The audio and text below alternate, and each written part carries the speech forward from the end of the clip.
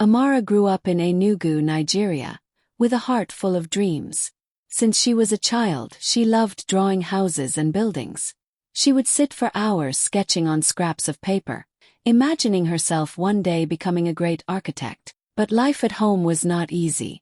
Her father had passed away years ago, leaving her mother, Nena, to raise her alone.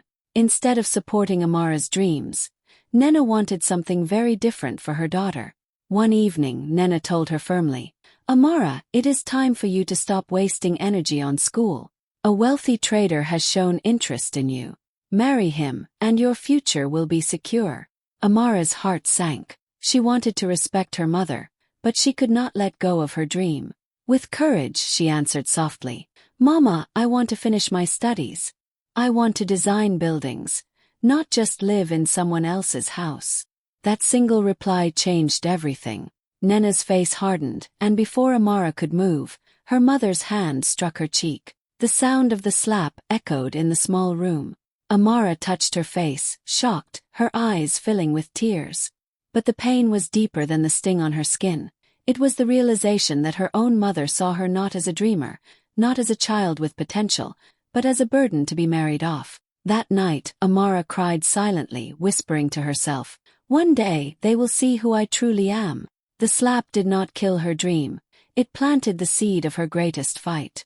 That same night, Amara faced something even more painful than the slap. Relatives had gathered in the family compound, eating and laughing, when Nena suddenly brought up her daughter's refusal. With a mocking smile, she said loudly, "This girl thinks she's too smart for her own good. She thinks school will make her great, but without me, she is nothing." The words fell heavy in the room. Some cousins burst into laughter, pointing at Amara as if she were a joke. An uncle shook his head, muttering, "These young girls of today, they don't listen. They forget where they come from." Another relative added, "Better she marries now. Dreams don't cook food." Each comment cut Amara deeper than a knife. She sat in silence, her hands trembling, her head bowed to hide the tears threatening to fall. Inside, her heart broke. This was her family, the people who were supposed to love and protect her. Yet here they were, laughing at her dreams, treating her as if she were useless. She wanted to scream, to defend herself, to say, "I am not nothing. I will prove it to you all." But her voice was trapped by the weight of shame. Still, something began to stir deep within her. As the laughter echoed, Amara whispered silently to herself, "I will not let this define me. I will rise." The humiliation hurt, but it also lit a small fire in her chest. That fire was anger but also determination. When everyone had gone, Amara lay awake in the dark, replaying the cruel words again and again. She remembered her cousin's laughter, her uncle's disapproval, and most of all, her mother's voice calling her nothing. Each word pressed down on her chest like a heavy stone. She cried quietly, afraid someone might hear, but her tears were not just of pain, they were the beginning of resolve. She thought about the buildings she had drawn, the designs she carried in her notebook, and the future she longed for. She knew it would not be easy. She had no money, no support, and no one in her family who believed in her. But deep down, Amara decided that this humiliation would not be her ending. Instead, it would be the fuel that pushed her forward. That night in Enugu, while others slept peacefully, a young girl lay in silence, her eyes wet with tears but her heart burning with a secret promise. "One day, I will prove to them all that I am more than what they think. One day, they will call my name with pride." The humiliation was real, the pain unbearable, but hidden in that moment was the beginning of Amara's courage, a strength no one could take away. At dawn, while the sky was still gray and the streets were quiet, Amara made her choice. She packed only a small bag and tucked her notebook inside, the same notebook where she had filled pages with sketches of houses and dreams of buildings yet to exist. Her heart was heavy, but her steps were steady. She looked back at her mother's house one last time, her eyes stinging with tears. "If I stay, I will die inside," she whispered to herself. "If I go, maybe I will live." As the sun began to rise, she walked toward the bus park. By the time she reached the busy streets of Onitsha, the city was alive with noise. Traders shouted prices, buses honked loudly, and the smell of roasted corn filled the air. Amara walked through the crowd, but inside she felt completely alone. People brushed past her, rushing to their own lives, not knowing this young girl was carrying nothing but a bag, a notebook, and a heart full of pain. Her tears came without warning. She wiped them quickly so no one would notice, but they kept falling. She didn't know where she would sleep that night. She had no relative waiting for her, no money to rent even a small room. Fear crept into her chest, making her feel like she couldn't breathe. But every time fear whispered, "Go back home," another voice inside her answered, "Never again. No one will decide my future but me." By midday, Amara sat on a bench by the roadside. She hugged her bag tightly, afraid someone might steal the little she had. She pulled out her notebook and flipped through the pages. The drawings gave her comfort. Lines and shapes turned into dreams on paper. Tall buildings, bridges, schools, houses for families who had none. She looked at her sketches and whispered through her tears, "One day they will see me." Her stomach growled, reminding her she hadn't eaten since yesterday. She watched a young boy selling bread on a tray, and for a moment she wondered if she could do the same. The thought scared her, but it also gave her hope. If others could survive here, maybe she could too. As the evening approached, the streets grew even busier. Amara had nowhere to go, yet she kept walking. Each step was heavy with fear but also light with freedom. For the first time in her life she was truly alone, but for the first time she was also free. That night, when the city lights came on and she found a corner to rest, Amara whispered to herself again, stronger this time, "One day they will see me, not as a burden, not as nothing, but as someone who rose from nothing to everything." She closed her eyes with tears still wet on her cheeks, unaware that this painful journey was the first step toward the life she was meant to live. Amara's new life was nothing like the dreams she carried in her notebook. The streets of Onitsha were harsh, and survival became her first battle. She quickly learned that dreams alone could not fill an empty stomach, so she began taking whatever small jobs she could find. In the mornings, she sold bread at busy bus stops, calling out to rushing passengers with a tired but hopeful voice. Some days she sold enough to buy herself a meal, other days she went to bed with nothing but water in her stomach. At night, when the city slowed down, she worked as a cleaner in offices. She scrubbed floors until her hands ached and polished tables while others slept in warm beds. Sometimes she was so exhausted she thought she might collapse. But during her short breaks, she pulled out her precious notebook and sketched. With shaky hands and dim light, she drew houses, bridges, and schools, things far bigger than her reality. Those sketches kept her alive. There were nights when hunger made her cry quietly. She remembered her mother's words, her relatives' laughter, and most of all, the sharp sting of that slap. Instead of breaking her, it became her fuel. Every time she wanted to give up, she whispered, "I will not be nothing. I will not stop here."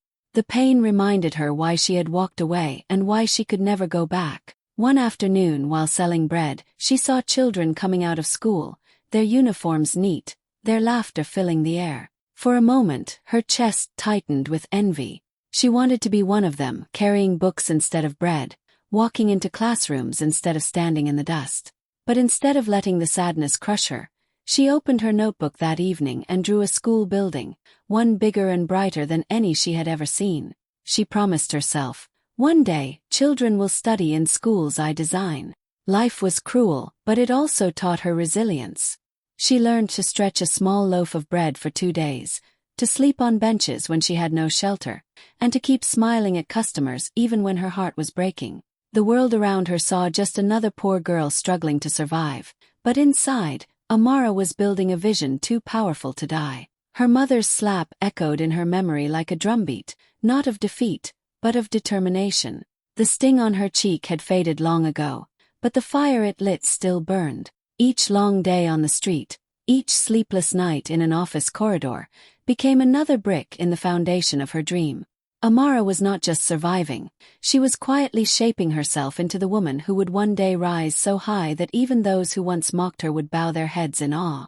One evening in Auca, Amara sat by the roadside after a long, tiring day. She had sold bread since morning, her feet sore from walking the streets. With a small piece of roasted corn in her hand and her notebook on her lap, she tried to escape the noise around her. On an old scrap of paper, she began sketching. Her pencil moved quickly, drawing lines and shapes that only she could see clearly in her mind. A beautiful building, bold and strong, rising from the ground. For a moment, she forgot her hunger and her struggles. A man passing by stopped and watched her. He was dressed neatly, carrying a bag that showed he was not just any passerby. Curious, he asked, "Young lady, what are you drawing?" Startled, Amara quickly tried to hide the paper, afraid he might laugh at her like her relatives once did. But the man smiled and insisted gently, "Please let me see." With trembling hands, she showed him the sketch. The man's eyes widened. "You drew this? Without a ruler? Without training?" Amara nodded shyly. I love buildings," she whispered. He introduced himself as Mr. Obi, an engineer working on a construction project nearby. He sat beside her, flipping through her notebook, amazed at her talent. "These are not just drawings," he said, shaking his head. "This is a gift. Do you go to school?" His question made Amara's throat tighten. She looked down and whispered, "No." I had to stop. For a moment Mr. Obi said nothing. Then he leaned closer and told her about a scholarship program for underprivileged youth with special talents. "I think you should apply," he said firmly. "You belong in school, not on these streets." Amara's heart raced. Was this real?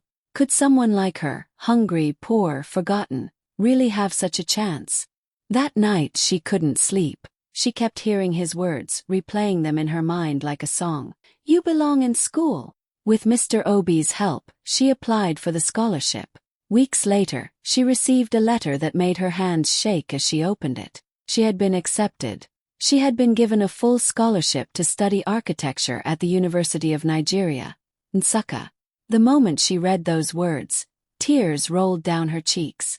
For the first time, the doors of her dream opened. She wasn't holding a tray of bread anymore. She was holding the key to her future. Fear sat beside her. Fear of failing, fear of not fitting in, but hope stood taller, pushing her forward. When Amara walked through the gates of the university for the first time, her small notebook was still in her bag. But now, those sketches weren't just dreams hidden on scraps of paper. They were the beginning of a journey that would change her life forever. And deep inside she whispered, "One day they will see me." When Amara stepped into the University of Nigeria, Nsukka, she felt like she had walked into another world. The tall buildings, the large lecture halls, the confident students in neat clothes. All of it felt overwhelming. She clutched her small bag tightly, aware that her own clothes were old and faded. From the very first day, she noticed the stares.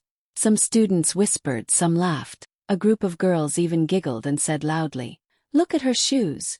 Does she think she belongs here?"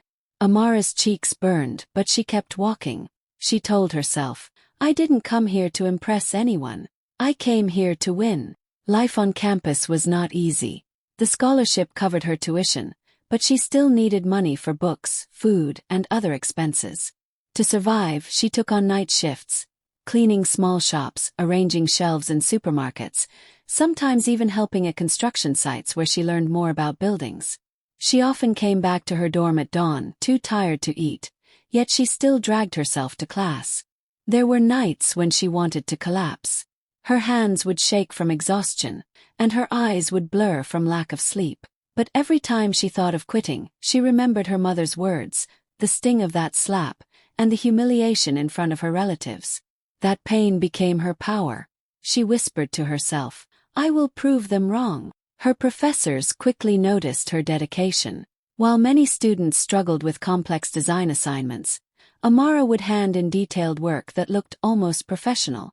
When asked how she managed, she would smile quietly, never revealing that she had sketched most of her designs during her night shifts, sometimes by the light of a single bulb. Her classmates, who once mocked her, began to notice. Soon she was no longer just the poor girl with worn-out clothes. She became the girl who never sleeps. But behind the nickname was a deeper truth. Amara wasn't just staying awake for grades. She was staying awake for survival, for her dream, for the promise she made to herself the night she walked away from home. By the end of her first year, she shocked everyone by topping her class. Professors praised her work in lectures. using her projects as examples for others. Students who once laughed at her now asked for her help. She had turned her pain into her strength, her hunger into her focus. Amara knew the journey was still long, but each achievement felt like another brick laid in the foundation of the future she was building. She was no longer just a girl running away from her mother's slap. She was becoming a woman rising toward greatness. Every time she walked through the campus, tired but unbroken, she carried a silent promise in her heart. That slap will never define me. My success will. In her final year at the University of Nigeria, Nsukka, Amara poured her whole heart into her project. While other students chose designs that were flashy and modern, she thought about the families she had seen struggling in villages. Families with leaking roofs, broken walls, and no proper shelter. She wanted to create something different, something that mattered. Her idea was a sustainable housing design, affordable, strong, and built with local materials so even the poorest families could have a safe home. For weeks, she barely slept. She sketched during the day, modeled structures at night, and read everything she could find about sustainable design. Her classmates sometimes laughed. "Why waste time on poor people's houses?" one student teased. But Amara only smiled and kept working. Deep inside, she knew this project wasn't just for her degree. It was her way of giving back, of proving that architecture could change lives. When she finally presented her design, the room went silent. Professors leaned forward, impressed by the creativity and practicality. One of them told her, "Amara, this is more than a project. This is a vision." Soon after, her work was submitted to an international competition in Johannesburg, South Africa. Weeks later, the news arrived. Amara had not only been selected, she had won first place. The girl once mocked for wearing torn shoes and selling bread was now celebrated on an international stage. Her name appeared in newspapers across Nigeria. Young architect wins big in South Africa. Journalists called her the rising star of African design. When she traveled to Johannesburg to receive her award, Amara stood on stage in front of people from different countries. She wore a simple dress, not expensive, but her presence was powerful. As she held the trophy in her hands, her mind flashed back to the nights she slept hungry, the days she scrubbed floors, the sting of her mother's slap. Tears filled her eyes, but this time they were tears of triumph. After that moment, everything changed. Companies across Africa began reaching out to her, offering partnerships and opportunities. Some wanted her designs for rural projects.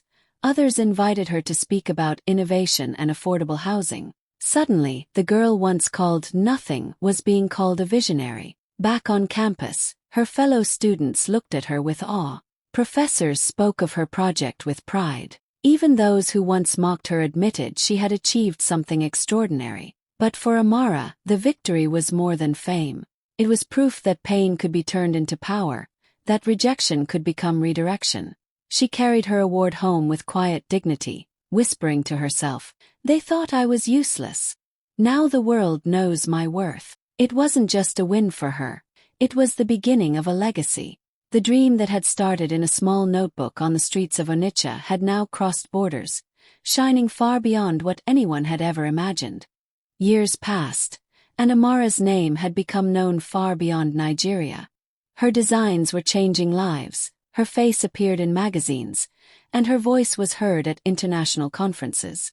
But deep inside, she always remembered where it all began. The streets of Enugu, the slap that broke her heart, and the humiliation that had once burned her spirit.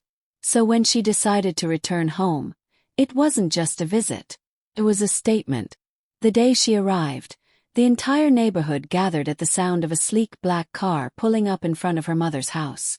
The car door opened, and Amara stepped out, tall and confident, dressed in a simple but elegant suit. For a moment, silence fell over the crowd. Cousins who once laughed at her stood frozen. Uncles who shook their heads in disappointment years ago now whispered in disbelief. Children pointed excitedly, not fully understanding but sensing something powerful. Nena, her mother, came out slowly. Her hands trembled as she saw her daughter again. Not the girl she slapped, not the child she mocked, but a woman transformed. She opened her mouth to speak, but no words came out. Later that evening, a family meeting was held. The compound was full of relatives, their faces curious and stunned. Amara stood before them, calm and graceful. Instead of anger or bitterness, she carried papers in her hand. "I came back," she said softly, her voice steady, "not to remind you of the past, but to show you what the future can look like." She announced a large donation to rebuild schools in the community. Schools where children could dream freely without fear of being silenced. Murmurs spread across the room. Some clapped immediately, others sat speechless, still trying to understand how the same girl they once dismissed had risen so high. Nena sat quietly in a corner, her eyes filling with tears. For the first time she had no insults, no harsh words. Her daughter was no longer someone she could control. She was someone the entire community admired. The same relatives who once mocked Amara now applauded her, praising her name, calling her a blessing to the family. The sound of clapping filled the compound, but for Amara, the loudest sound was the silence of her mother. She glanced at her, remembering the pain of that night long ago, but she stood tall. This was her victory. Not to humiliate her mother, but to rise so high that the world itself could never deny her worth again. That night, as the applause echoed, Amara knew she had finally come full circle. The once slapped daughter was no longer a burden, no longer a girl begging for approval. She was a celebrated architect, welcomed home not with mockery, but with respect, honor and pride. And deep in her heart she whispered, "This is only the beginning." That night, after the family meeting ended and the relatives left, the compound grew quiet. The laughter, the applause, and the whispers faded into the dark. Only Amara and her mother, Nena, remained inside the small house where so much pain had once lived. 4 years they had been apart, but now they faced each other again, not as mother and child in conflict, but as two women carrying heavy memories. Nena's hands trembled as she poured water into a glass. She could not look at her daughter directly. Finally, her voice broke the silence. "Amara," she whispered, "I need to tell you something." Her eyes filled with tears as she set the glass aside. "The night I slapped you, I thought I was protecting you. I thought marriage would secure your future. I wanted to control your path because I was afraid you would fail. But I didn't know I was pushing you away." Her voice cracked, and the tears she had buried for years spilled freely down her cheeks. Amara stood still, her heart tightening. For so long she had dreamed of this moment. Her mother admitting the pain she caused. Slowly she stepped closer. Her eyes softened as she looked at the woman who had once been her greatest source of both love and hurt. "Mama," she said quietly, "that slap broke me in ways you may never understand. It wasn't just the pain on my cheek. It was the feeling that my own mother didn't believe in me. I carried that wound for years." Her voice grew stronger, steady but emotional. "But, Mama, it also became my strength. Every time I wanted to quit, I remembered that night. Your slap hurt me, but it also made me rise higher than I ever thought I could." Nena covered her face with her hands, weeping harder. "I was wrong, Amara. I was blind. I didn't see who you truly were. I see it now, and I am ashamed." Amara gently reached for her mother's hands and lowered them. Looking straight into her eyes, she spoke firmly but with love. "I forgive you, Mama. But I will never forget. The pain will always be part of my story, but so will my victory. And today I stand here not because you stopped me, but because I refused to stop." For the first time in years, mother and daughter embraced, their tears mixing together. It was not a perfect healing, but it was a beginning.